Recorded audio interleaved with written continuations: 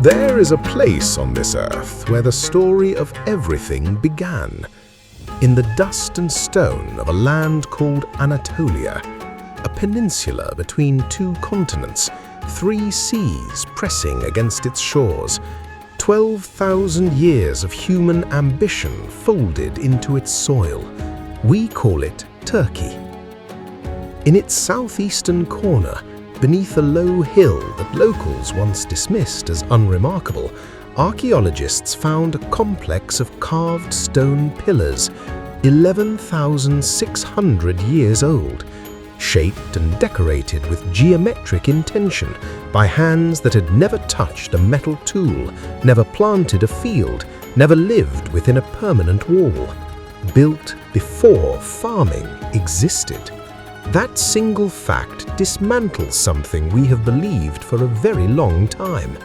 First agriculture, we said, then settlement, then civilization, then and only then the temples and the gods. Logical, tidy. Göbekli Tepe looked at that story and said no. Perhaps belief came first. Perhaps the gathering of people around something sacred created the need to feed a crowd.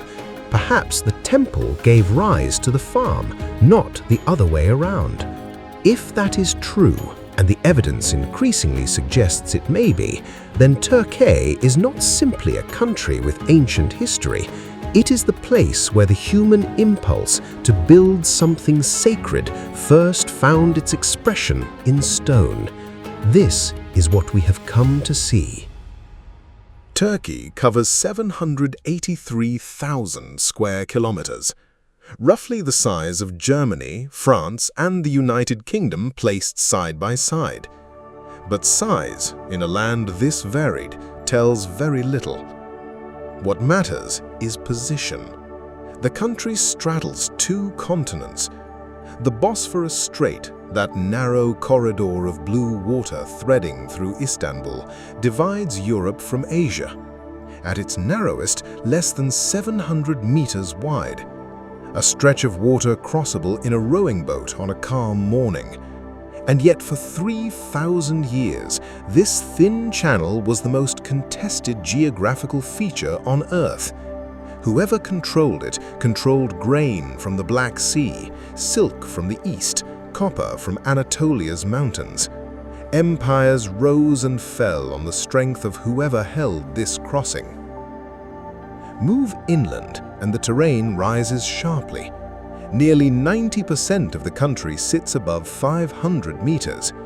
The Pontic Mountains seal the northern coast. The Taurus Range walls off the south. In the east, peaks climb past 4,000 meters into permanent snow. Mount Ararat, the great white sentinel on the eastern border, rises to 5,137 meters. Its summit has not been free of ice in recorded human memory. On a summer afternoon, the Mediterranean coastline bakes at 40 degrees Celsius. That same afternoon, in the northeastern highlands, the temperature may sit 30 degrees below zero. In a single country, in a single moment. The Rize province along the Black Sea receives more annual rainfall than much of the Amazon basin. Tea plantations climb its hillsides in tight, dark rows, permanent cloud pressing low.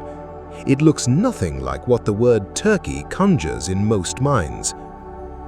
3 seas, the Mediterranean to the south, the Aegean to the west, scattered with ancient harbors and light that painters have chased for centuries. The Black Sea to the north, darker, colder. Together, they give Turkey over 7,000 kilometers of coastline.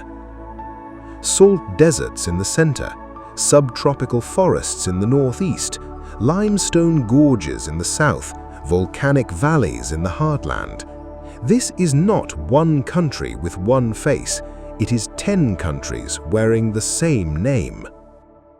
In the dry hills of Şanlıurfa province, the ground holds a secret that took humanity a very long time to find. Göbekli Tepe had been visible in fragments for decades, a stone here, a carved edge there. In 1994, a German archaeologist named Klaus Schmidt knelt beside one of the exposed surface stones and understood that something was buried here the world was not prepared for. He spent the remaining 20 years of his life excavating it. What emerged was a complex of circular enclosures, each one a ring of T-shaped limestone pillars. The central pillars stand nearly 6 meters tall and weigh up to 15 tons. Quarried, shaped, transported uphill and set in place by people with no metal tools, no wheeled vehicles, no settled community to draw labor from. And every surface of every pillar is carved. Foxes move across the stone of enclosure B with a naturalism that feels contemporary. The sculptor understood how a fox holds itself before it runs. Enclosure C preserves a scene of predator and prey, the tension still legible 11 years after the hands that made it went to dust. Enclosure D contains the oldest known carved image of a vulture anywhere on Earth. In culture after culture across the ancient world, the vulture carried the dead toward the sky. These people knew what they meant. They were not decorating, they were speaking. When Göbekli Tepe was built, the people who built it were not farmers. Agriculture had not yet arrived in this region. They were hunter-gatherers, following food rather than growing it. No grain stores, no permanent settlements, no obvious way to feed a workforce of the size this project required. The current thinking suggests the answer may lie in the reverse of everything we assumed, that the gathering of people around this sacred place may have been what first drove the experiments in planting and storing food. That ritual did not follow civilization. Ritual may have started it. Less than 5% of this site has been uncovered. The rest waits in the dark beneath the hill. Several hundred kilometers to the northwest, the land has been sculpted by forces that operated on a timescale beyond human comprehension. Millions of years ago, the volcanoes of central Anatolia erupted repeatedly, burying the region under great depths of ash. That ash compressed and hardened into a soft rock geologists call tuff. Then wind arrived, and water. For millions of years, the landscape was slowly carved. What remains is unlike almost anything else on this planet. The valleys of Cappadocia are filled with tall, cone-shaped columns of pale stone, some rising 40 meters into the sky. Locals have always called them fairy chimneys. In certain lights, the long gold of late afternoon, the blue-gray of pre-dawn, the name feels exactly right. At dawn in winter, fog settles into the valleys and the tips of the chimneys emerge above it in silent rows. Hundreds of hot air balloons rise across this scene on clear mornings, drifting without sound over formations that took the Earth 3 million years to produce. But Cappadocia's true story is not only geological.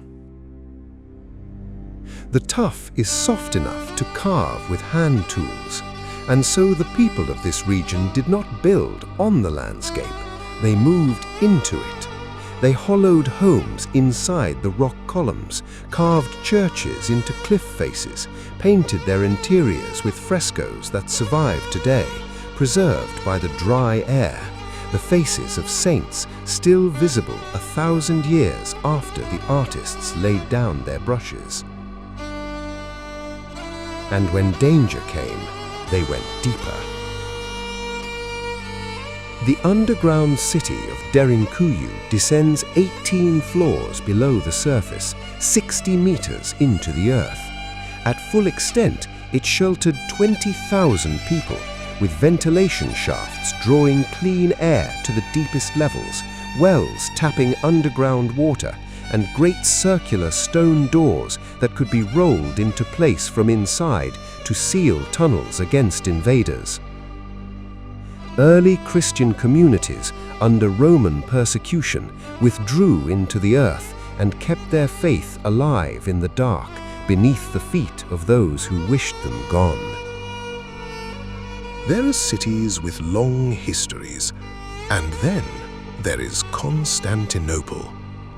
Founded as Byzantium in 657 BC, refounded by the Roman Emperor Constantine in 330 AD, it sat at the junction of the Bosphorus and the Golden Horn and became, in succession, the capital of the Roman Empire, the heart of the Byzantine world for over 1,000 years, and then, in 1453, the crown jewel of an Ottoman Empire that at its height controlled 5 million square kilometers across 3 continents.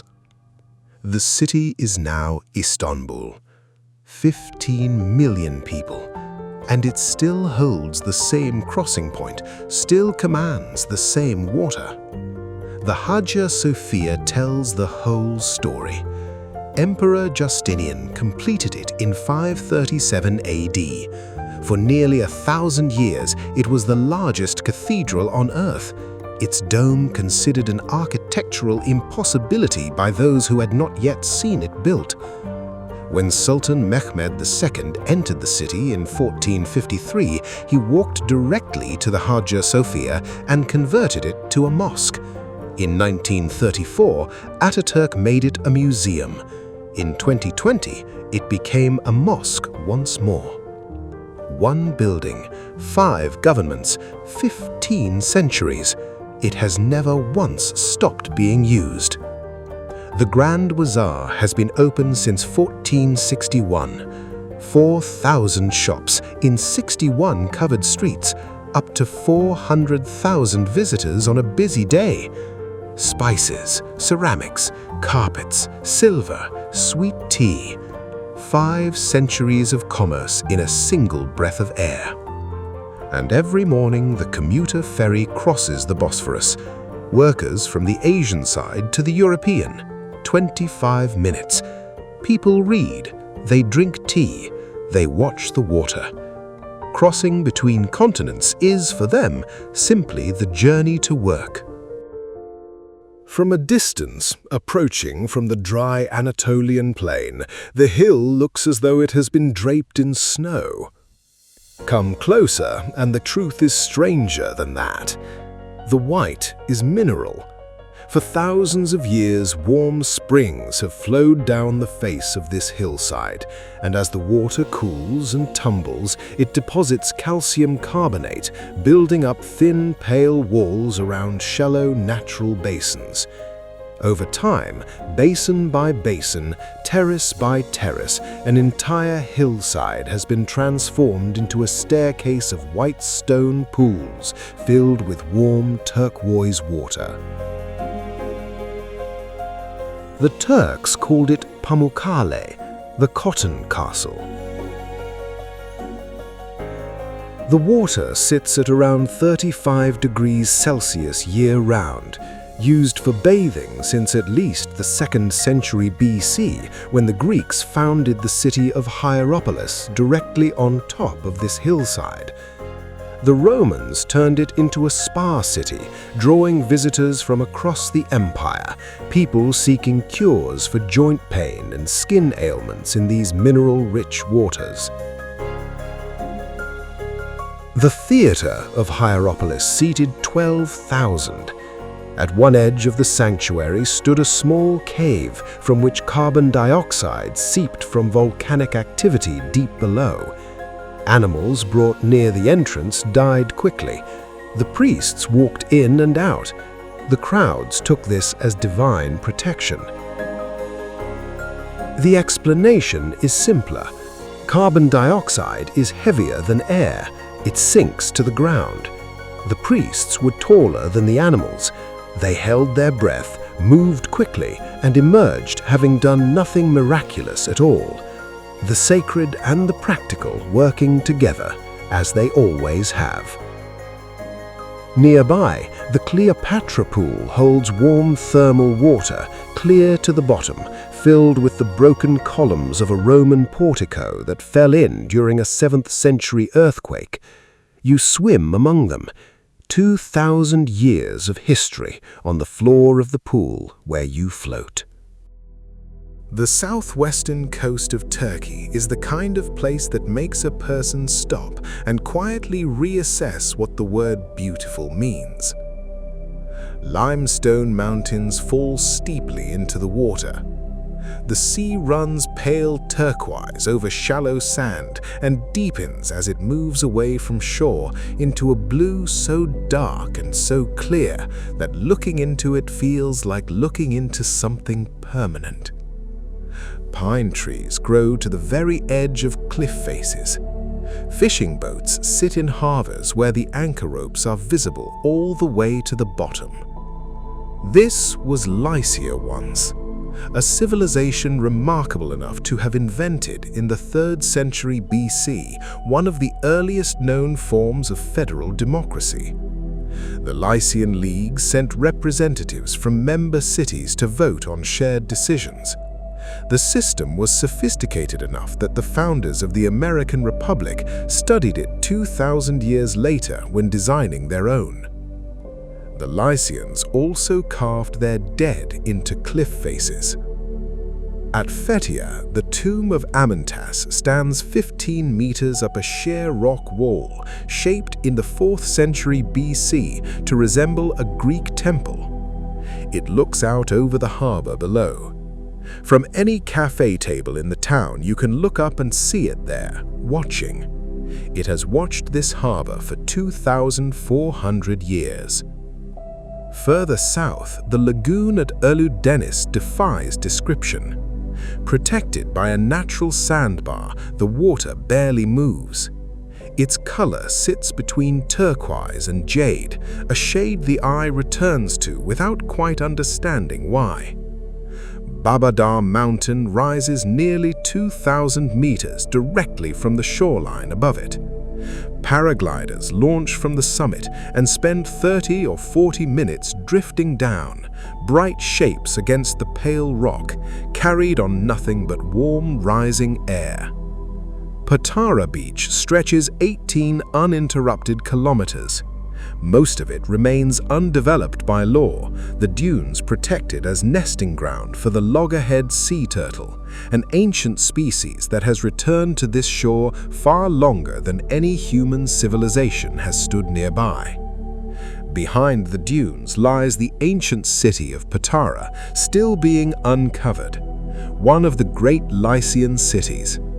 It held one of the first parliamentary buildings in recorded history, and it produced in the 4th century AD a bishop named Nicholas, whose generosity to the poor gave rise through long centuries of retelling to the figure now known to every child alive. Santa Claus is from a beach town in southwestern Turkey. Antalya anchors the eastern end of this coast. The marble arches of Hadrian's Gate stand at the entrance of the old town, 1,900 years old, still intact.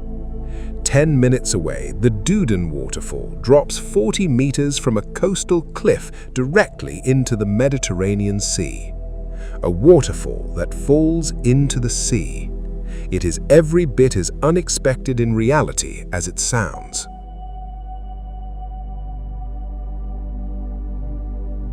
Turkey holds 85 million people within its borders, and to speak of them as a single group is to miss almost everything. Turks and Kurds, Laz communities along the Black Sea, Arab populations in the southeast, a dozen other peoples folded into this peninsula over 3,000 years of migration, trade, and intermarriage. Every region carries its own dialect, its own seasonal foods, its own way of marking time. The food alone tells this story. Gaziantep, recognized by UNESCO as a creative city of gastronomy, produces lamb slow-cooked over wood, pastry layered to near transparency, and baklava made with local pistachios so particular in flavor that imitations taste, to those who know, like a slightly different conversation. The Aegean coast cooks with olive oil, wild herbs, fresh fish. The Black Sea shores produce anchovy dishes of remarkable variety. The fish appears in bread, in rice, in places that surprise even the well-traveled. The breakfast table, laid out properly, covers its surface entirely.